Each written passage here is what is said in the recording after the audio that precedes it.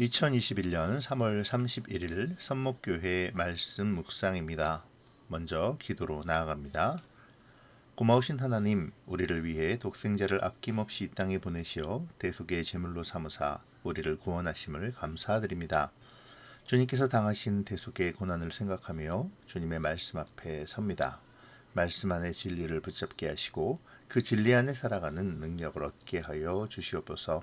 감사를 드리며 예수님의 이름으로 기도합니다. 아멘. 오늘 묵상할 말씀 요한복음 18장 28절로 40절까지입니다.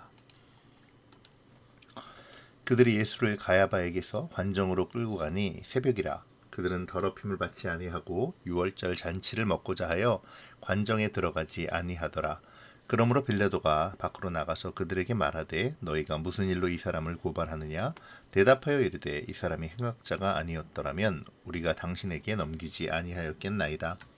빌라도가 이르되 너희가 그를 데려다가 너희 법대로 재판하라. 유대인들이 이르되 우리에게는 사람을 죽이는 권한이 없나이다 하니 이는 예수께서 자기가 어떠한 죽음으로 죽을 것을 가리켜 하신 말씀을 응하게 하려 함이로라.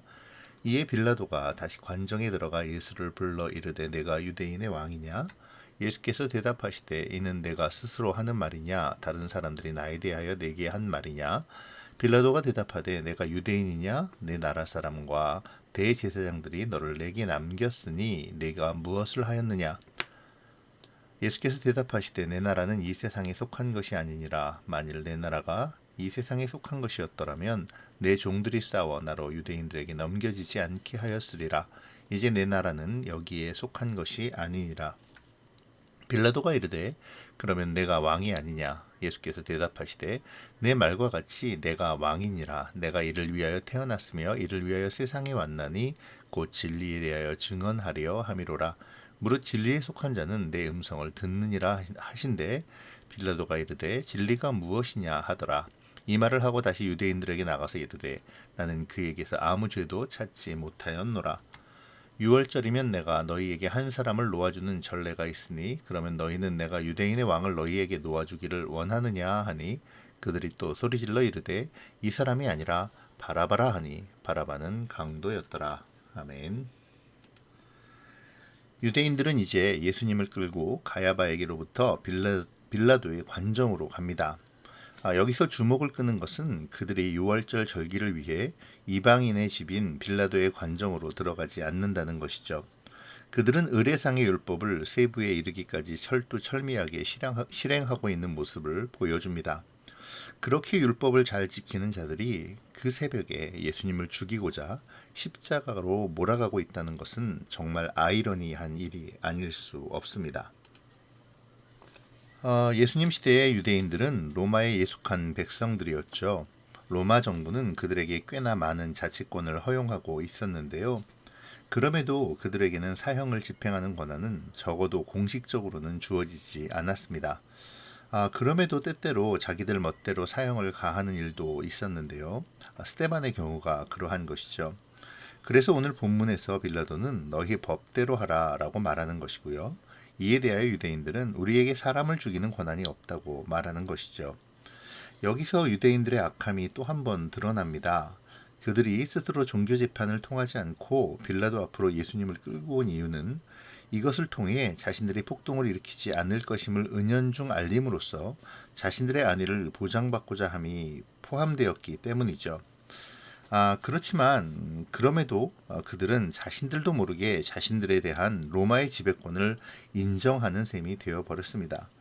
빌라도는 너희의 법대로 재판하라고 유대인의 법과 재판권을 인정했음에도 그들 스스로가 그 법과 재판권을 다시 빌라도에게 넘겨져 버리는 그러한 어리석음을 범하고 있는 것이죠. 중요한 것은 이러한 일련에 되어지는 일들이 하나님의 섭리 안에서 이루어지고 있다는 것입니다. 요한은 32절에서 이러한 유대인들의 행태가 예수님의 말씀을 응하게 하려 한다고 기록하는데요.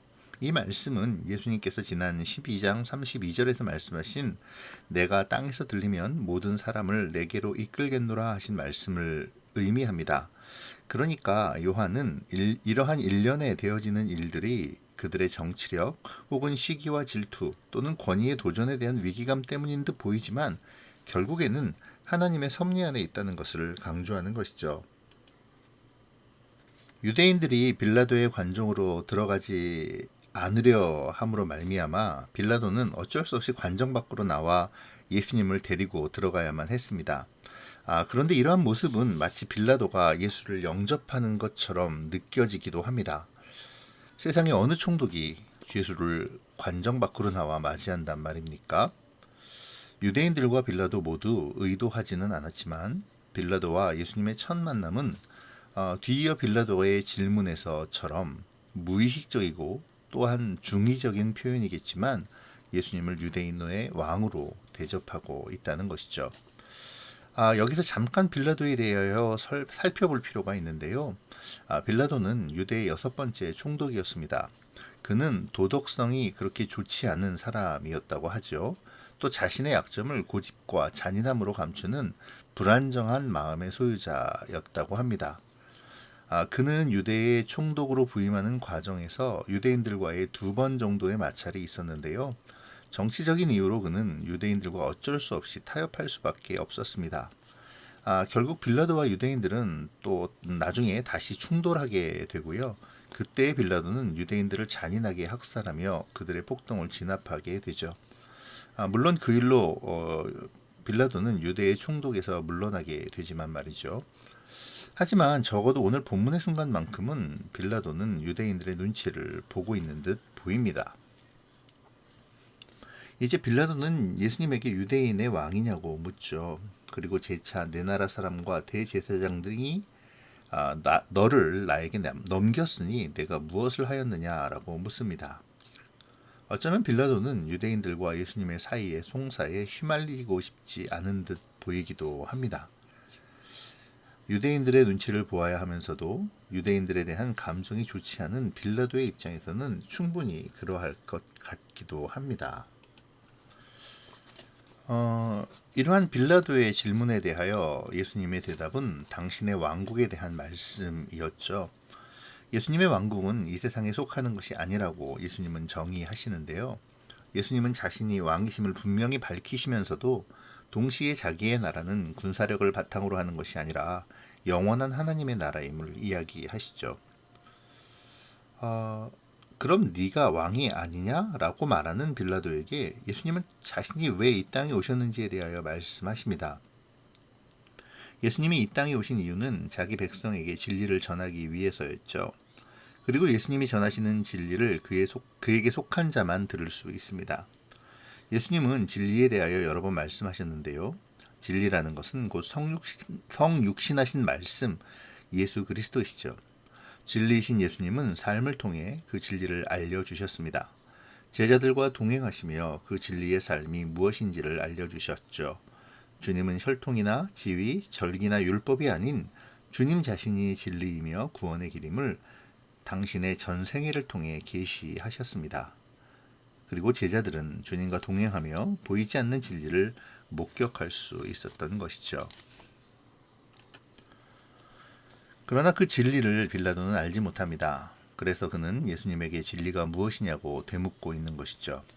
하지만 빌라도는 적어도 진리 하나는 알고 있는 듯 보입니다. 예수님이 죄가 없다는 것 말입니다. 그래서 그는 유대인들 앞으로 나아가 예수님의 무죄함을 말하며 유월절 규례를 따라 놓아주고자 하죠. 그러나 유대인들은 바라바라는 강도를 놓아주라고 외칩니다. 그들은 무지 가운데서 하나님의 역사를 이루도록 요청하고 있는 것이죠. 어쩌면 바라바는 예수님의 대속으로 말미암아 구원받은 우리의 모든 주의 백성을 의미하는지도 모르겠습니다. 자, 이제 말씀 묵상의 주제를 가지고 생각해 볼까요?